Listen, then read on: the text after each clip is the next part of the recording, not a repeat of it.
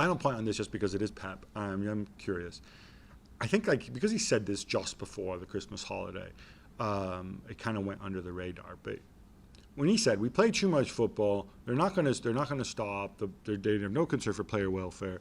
It would take something like a strike, but it's never going to happen.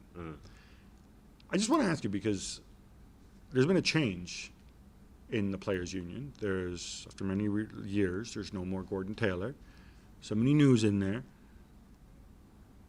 As a former union member of two different unions, because you're an MLS union. That's a fact, yeah. That's a fact. Is this something? Because the first instinct is, well, Pep, the reason you get paid so much, is because you play so much, right? That's natural instinct, and nobody feels sympathy for players. I'm just curious though, because I kind of feel Labour hasn't really flexed the way they could have flexed towards management. Let's put it that way. Yeah. Despite the high wages and everything. What's your take? I mean, I think Pep is right. It was off the back of what Jordan Henderson said last week as well. And from a union standpoint, I had one or two issues with the union during my time, and it was because, here's the not almost ironic point behind it, but for me, when I was one of the players, the people who I could go and speak to, they were obviously ex-players as well, but most of the people who were in their age group were also ex-players. They're the managers and stuff for football clubs. So if I had an issue with a manager, it was other mates. There was one point where one player I felt was being bullied, and I thought it wasn't right. And they were saying he was too fat. His body fat percentage was too high, so he had to. He was by himself. He was basically just being treated very differently. But I knew in the same time there was another. Pardon? Neil Ruddock, right? Not quite. But I knew there was another player who had the same body fat who was being allowed to train with the team. So I went to the union and say, well, this can't be right. Something needs to be done. And then the guy was like, yeah, well, I can kind of see where the manager's coming from. I know whose voice you're imitating now, so I won't I was like, no, this isn't a thing. So there were times, unfortunately for me, where I don't think they really click into that. And the way football goes, so we played traditionally played 26th, 28th, like the first weekend of January and all that stuff. You just ask the question, why do you need to play on the 26th and 28th? Nobody has the answer apart from it's tradition. So I said, well, who started the tradition? Nobody knows the answer. Who wants to play 26th, 28th? You wouldn't find a yes from the players. You wouldn't find a yes from the management. You'd find a yes from the clubs.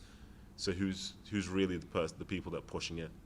Nobody knows. But unfortunately, whenever tradition comes into it, there's tons of people that never want to question it and just want to take part in it. So it's like, oh yeah, it's Christmas. Yeah. It's supposed to be hard.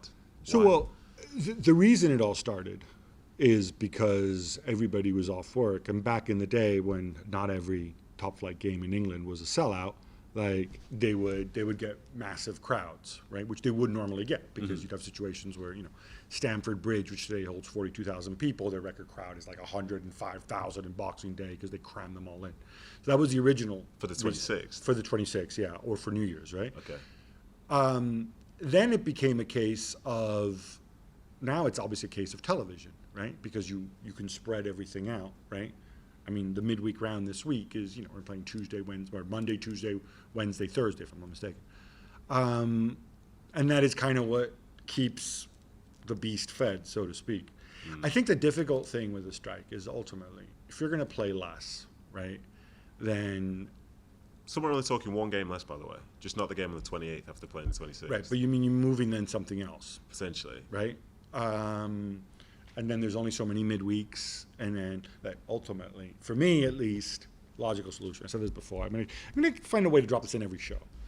Go to 16 teams, eliminate all midweek football, eliminate the League Cup, and monetize the games. Just from a business perspective, monetize the games that you have better. And at the same time, those teams that want to play more, because it's a different story in the Football League, right? Because they make most of their money from the gates. Not just the Football League, but Brighton. Yeah, they play 38 games and a couple cup games each year, right? They want to play more. Have a provision. If they want to set up their own competitions, if they want to set up friendlies with other teams in Europe, I've got to come in. They can go and do that. You say Brighton, but when you say Brighton, who do you mean by Brighton? Who wants to play more? Who's Brighton? Which person? Which people? You talk about the players, the staff. I would imagine players at Brighton, right? Brighton have a 25-man squad. Well, if they don't want to play more, then screw them. No, but it's not more. It's not more because it's 38 games regardless. It's the timing of the 38 games, and the big issue is the fact that you play 2 games in 3 days. That's the issue in and of itself. like this time is busier or whatever. Right. But it's just those 2 games in 3 days. Even if you've moved it, flexed it a day, possibly 2, there'd be far fewer complaints because then it feels more like a normal type situation. But it's the fact you play 1 game on a Saturday.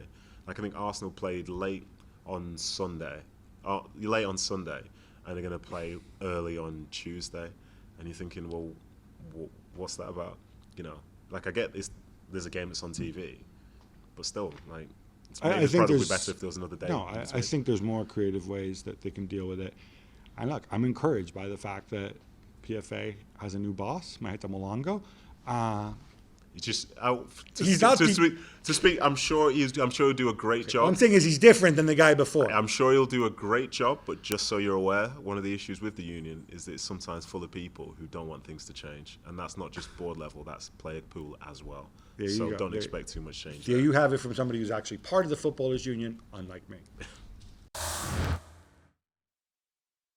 Thanks so much for watching ESPN on YouTube. And for more sports highlights and analysis, be sure to download the ESPN app. And for premium content and live streaming, subscribe to ESPN Plus.